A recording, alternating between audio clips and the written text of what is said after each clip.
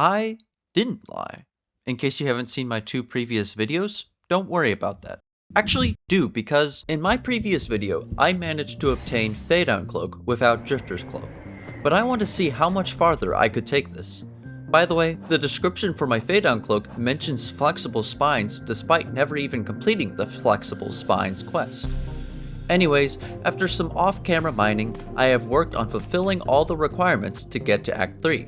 In case you don't know, Act 3 starts by obtaining the Silken Soul quest in Songclave, which only activates if you meet the following requirements: Bone Bottom repairs, a life-saving bridge, craw bug clearing, building up Songclave, strengthening Songclave, restoration of Bellheart, Bellheart's glory, Trail's End, balm for the wounded, getting the Fade-Down Cloak, getting the Bellhome key, moving the Flea Caravan to Fleetopia, defeating Lace in the Cradle, and getting 17 quest points.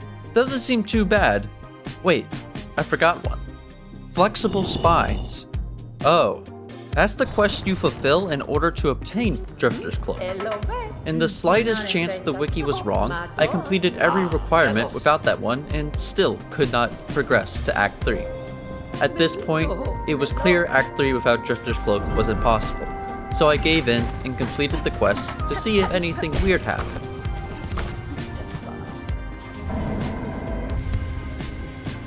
But no, everything still worked as intended. Even just collecting all the spines and returning to Songclave doesn't change anything. There's a lot of gold down there. Adjusting the seat, really? That's But I'm not ready to give up just yet. See, I was pretty sure that Drifter's Cloak was given directly as a reward for completing the Flexible Spines quest. I started a new save file with some light mods. No clipping wouldn't let me escape the cutscene, neither did Alt F4, my beloved. But then I used a kill command to see what would happen, and surprisingly, the quest was completed, but I had no Drifter's Cloak. Now I just needed an unmodded way to achieve the same result of ending the cutscene before Hornet was given the Drifter's Cloak. I had seen from Kilroy that you could use pause storage to escape the Widow cutscene and subsequent memory in order to get Needle-In without Cling Grip. This is why I thought Drifter's Cloak wouldn't be skippable with this tech, as this other use still gets you that associated ability. But my testing proved Flexible Spines worked a little differently. So what is pause storage?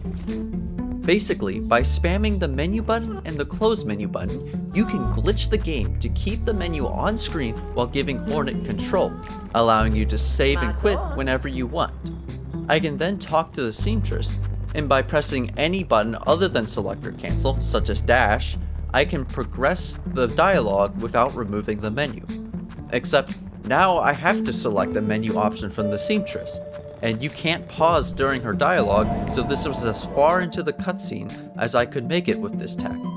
I just had to hope that selecting both options simultaneously would work, and it did. Replicating this in my non-modded save file, first back-saving to undo getting Drifter's Cloak, and after several attempts because it is finicky, I was successful. Albeit this weird glitch happened where this Farfield bench undid its rosary purchase, even though I bought it a long time ago, but Hornet still respawned from it. I guess weird things are bound to be expected. Also, this actually permanently locks you out of getting Drifter's Cloak, but for our purposes, that's not a problem. And interestingly enough, 4th Chorus does not attack us.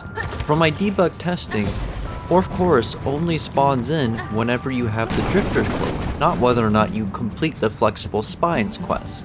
Anyways, I can now head to Songclave to see if this really did work. I can accept the Silken Soul quest to make it to Act 3.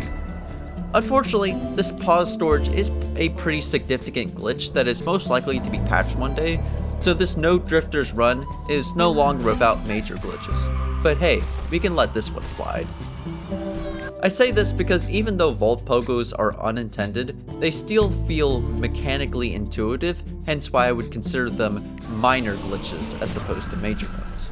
Menu storage, however, is clearly a bug, so expect an edit to this title mentioning that it's been patched sometime soon. That's all I have to show for now. Prepare for the worst Savage Beastfly runback you've ever seen in the next video. Oh, you're still here? Hey, would you do me a quick favor before you go? I'm really curious about this YouTube monetization thing, so if you could subscribe to help me get 1,000 subs, that'd be greatly appreciated. You don't even have to watch the videos, just click that button and see what happens. And, as per usual, thanks for observing.